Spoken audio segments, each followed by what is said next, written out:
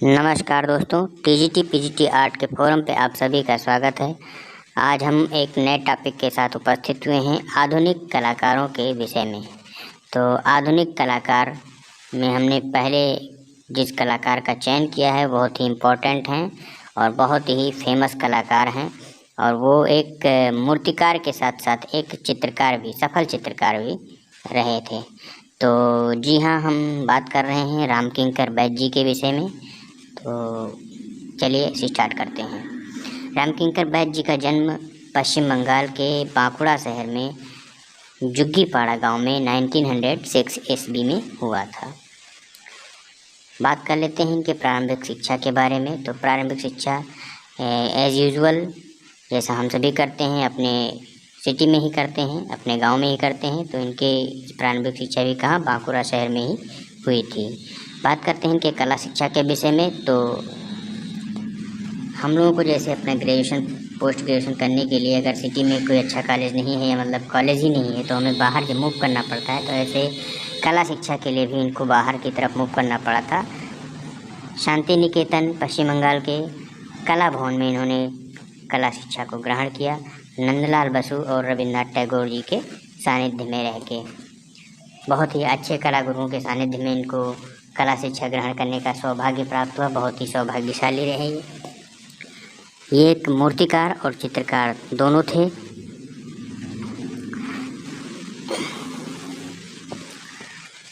रामकिंकर जी ने जो मूर्तिकला और चित्रकला दोनों को एक साथ पिरोया है। एक ऐसे सफल कलाकार रहे हैं कि मूर्तिकला को भी और चित्रकला को, दोनों को एक साथ पिरोया है।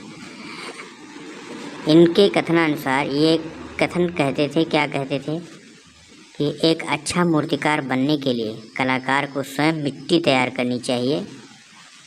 और क्या करना चाहिए? कलाकार को स्वयं मिट्टी तैयार करनी चाहिए,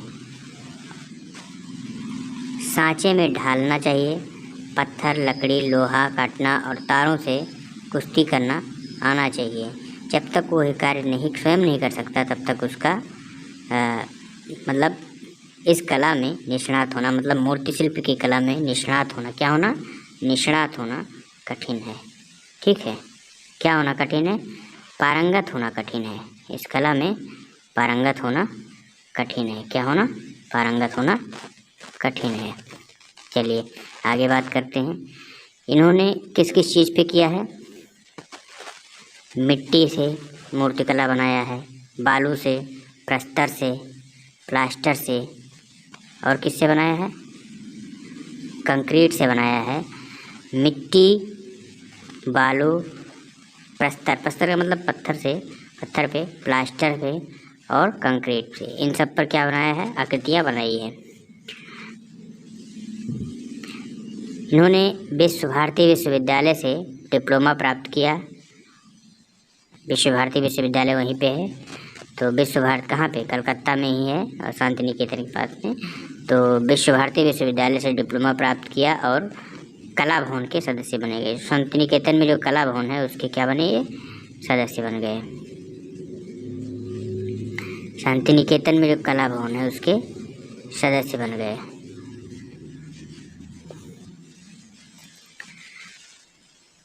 चलिए अब बात करते हैं कि हाँ, ये बाद में मूर्ति शिल्प विभाग के भी अध्यक्ष बने। क्या बने? मूर्ति शिल्प विभाग के अध्यक्ष बने। रामकिंकर बैस जी वहीं पे जो मूर्ति शिल्प विभाग था उसके भी अध्यक्ष बने। 1938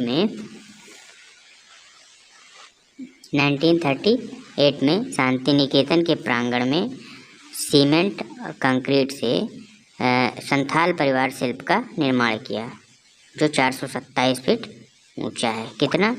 427 फीट। 427 फीट ऊंचा है। ठीक है। संथाल परिवार इनका बहुत ही फेमस चित्र है, मतलब मूर्ति शिल्प है। संथाल परिवार कहाँ पे बनाया है इन्होंने?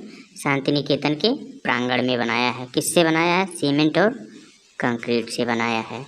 कब बनाया है? 1938 में बनाया है। ठीक है। और कितना ऊंचा है ये? 427, 427 फीट ऊंचा है। कितना ऊंचा है? 427 फीट। ठीक है, चलिए नेक्स्ट बात करते हैं। दोपहर की विश्रांति में श्रमिकों व किसानों, दोपहर की विश्रांति में श्रमिकों व किसानों, दोपहर की विश्रांति में श्रमिकों व किसानों का चित्रण किया है। क्या किया है? दोपहर की विश्रांति में श्रमिकों व किसानों का चित्रण किया है। ठीक, चलिए नेक्स्ट बात करते हैं। यक्ष यक्षिणी की प्रतिमा, यक्ष यक्षिणी की प्रतिमा कहाँ बनाई है?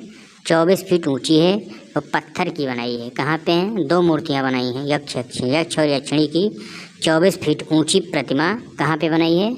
ये रिजर्व बैंक ऑफ इंडिया, कहाँ पे? रिजर्व बैंक ऑफ इंडिया नई दिल्ली में है, उसके प्रांगण में बनाई है। रिजर्व बैंक ऑफ इंडिया नई दिल्ली में बनाई है। चलिए नेक्स्ट बात करते हैं। इनके जो चित्र हैं वो किससे संबंधित हैं? उनके चित्रों में, मूर्ति शिल्पों में जीवन जो है प्रफुल्लित रूप में दिखाया गया है, शक्ति से भरपूर दिखाया गया है, प्रफुल्लित दिखाया गया है, शक्ति से भरपूर दिखाया गया है। और क्या दिखाया गया है? विकासशील और विकासशील दिखाया गया है, प्रफुल्लित दिखाया गया है, शक्ति से भरपूर दिखाया गया है और विकासशील दिखाया गया है। तो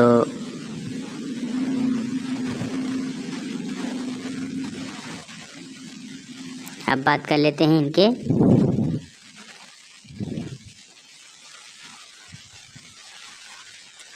चित्रों के विषय में और इन्होंने क्या कथन कहे हैं उसके विषय में।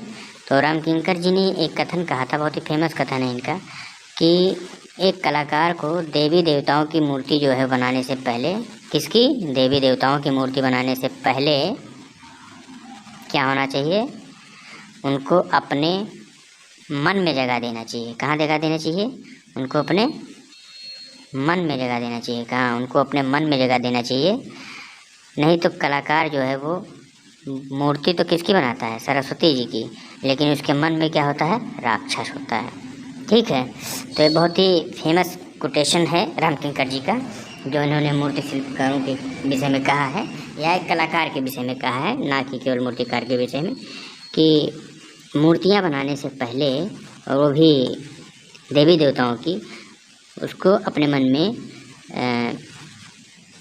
उनको अपने मन में बसाना चाहिए, आसन देना चाहिए। उसके बाद ही मतलब उस कलाकार को उन देवी देवताओं की प्रतिमा स्थापित करनी चाहिए, मतलब बनानी चाहिए, गढ़नी चाहिए। चलिए अब बात कर लेते हैं इनके प्रदर्शनियों के विषय में। तो इनकी जो फर्स्ट एकल प्रदर्शनी थी वो 1942 में कहाँ पे? न्यू दिल्ली में। 1942 में न्यू दिल्ली में स्थापित हुई थी, की गई थी, प्रदर्शित की गई थी। 1942 में न्यू दिल्ली में प्रदर्शित की गई थी।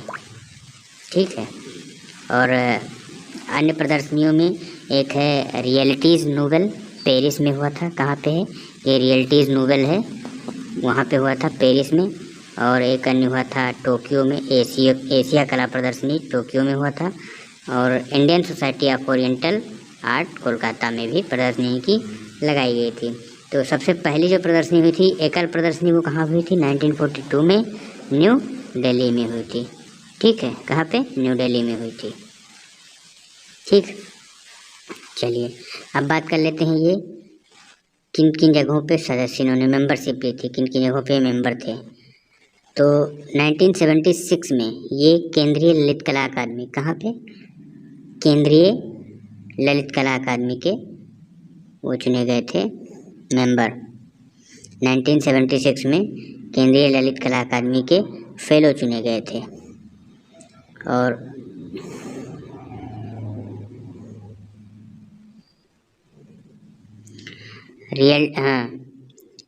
रियलिटीज़ नोवेल पेरिस से भी, जहाँ जहाँ मतलब इनकी वो प्रदर्शनियाँ आयोजित की गई थी वहाँ भी सदस्य थे। रियलिटीज़ नोवेल जो पेरिस में है वहाँ पे भी ये क्या थे? सदस्य थे, उसके भी सदस्य रहे हैं। कहाँ पे? रियलिटीज़ नोवेल पेरिस और इंडियन स्कल्पचर्स एसोसिएशन, जैसा कि ये मूर्तिकार थे तो स्कल्पचर एसोसिएशन के भी क्या थे, ये कहाँ है, कोलकाता में, उसके भी क्या थे, फेलो थे, मतलब सदस्य थे। इंडियन स्कल्पचर एसोसिएशन कोलकाता के भी सदस्य रहे थे। इनकी चित्र संग्रह के विषय में हम बात कर लेते हैं। तो इन्होंने सबसे पहले जो शुरुआत की थी वो मिनिएचर पेंटिंग। मिनिएचर पेंटिंग क्या होता है, लघु चित्रण से शुरुआत की थी। किससे, लघु चित्रण से शुरुआत की थी। तैल रंगों को भी अपनाया इन्होंने बाद में इन्होंने अपनी जो चित्रकारी की वो तैल रंगों में भी की है। ठीक है, तो और इन्होंने पोर्ट्रेट पेंटिंग मतलब व्यक्ति चित्रण, पोर्ट्रेट पेंटिंग व्यक्ति चित्रण में भी पारंगत हासिल की थी, पारंगत थे ये व्यक्ति चित्रण में भी। और इन्होंने इनके विषय में कहा जाता है कि ये बैठे हुए व्यक्ति को उसका स्वभाव भी उतार दिया है इन्होंने। जैसे वो किस मुद्रा में बैठा है, वो उसका स्वभाव कैसा है, उसको भी इन्होंने उतार दिया है। बैठे हुए व्यक्ति का स्वभाव उतार दिया है इन्होंने। इनके चित्रों में क्या क्या विषय क्या क्या रहे हैं, लोक कला और शास्त्रीय कला का समन्वय है। इन्होंने दैनिक जीवन के विषयों को किसी के साथ बनाया है, तुलिका के साथ, रेखा चित्र के साथ, ब्रश के साथ। तुलिका, रेखा चित्र और ब्रश के साथ इन्होंने दैनिक जीवन के चित्रों को चित्रित किया है। इनके प्रमुख चित्रों के विषय में बात कर लेते हैं। सुजाता, कन्या और कुत्ता, ये इनके प्रमुख चित्र हैं। और अनाज की ओसाई, ठीक है, ये इनके प्रमुख चित्र हैं। शीतकालीन मैदान, मेघाच्छन्न संध्या और निर्माण इनका एक फेमस चित्र है। ये किस में है, ज्योमेट्रिकल फिगर में है, ज्यामितीय आकार में है। शीतकालीन मैदान, मेघाच्छन्न संध्या और निर्माण क्या है, ज्यामितीय आकार में है। माँ बेटा, कृष्ण जन्म, ये किस पे आधारित है, घनवाद पे आधारित है। माँ बेटा हो गया, कृष्ण जन्म हो गया, ये घनवाद पर आधारित है। इन्होंने जल रंगों में भी कार्य किया है। किसमें, जल रंग में भी कार्य किया है। और इनका जो जल रंग है वो विनोद बिहारी मुखर्जी जी के जल रंगों के कार्य से इक्विवेलेंट है, मतलब मिलता जुलता है। ये हमने जो साइन लगाया है ये इक्विवेलेंट का साइन है। मतलब जो मैथमेटिक्स के स्टूडेंट होंगे वो समझ पाएंगे कि ये जो है सर्वांगशम बोलते हैं उसका।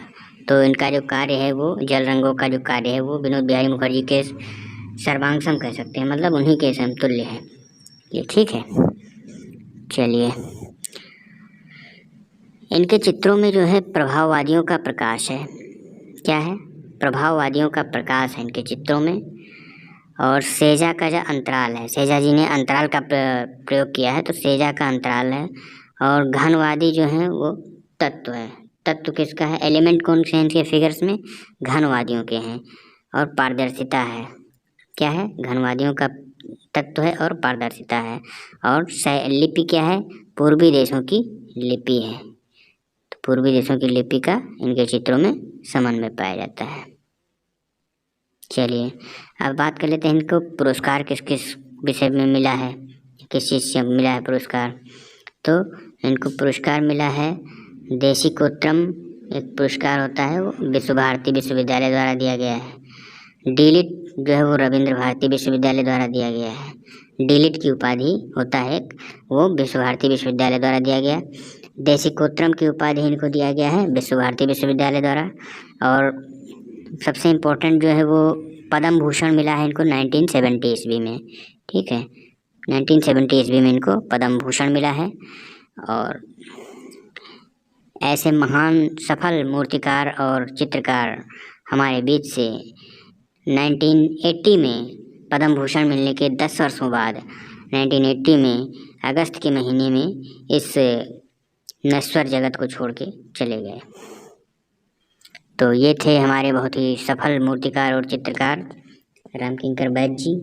अब हम अगले टॉपिक में किसी अन्य चित्र कलाकार के विषय में आपसे चर्चा करेंगे।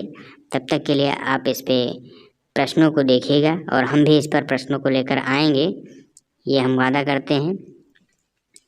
लेकिन तब तक के लिए आप लोग कृपया अपनी पढ़ाई को जारी रखिए क्योंकि टाइम अब बहुत कम बचा है। तो इसी आशा के साथ इस वीडियो को समाप्त करते हैं कि आप लोग अपनी पढ़ाई को जारी रखेंगे और क्वेश्चंस इससे जो रिलेटेड होंगे वो भी आप सॉल्व करेंगे। और हम टेलीग्राम पर भी आपको क्वेश्चंस प्रोवाइड कराएंगे और यहाँ पर भी हो सकेगा तो हम लेकर ज़रूर आएंगे। ठीक है, तब तक के लिए धन्यवाद।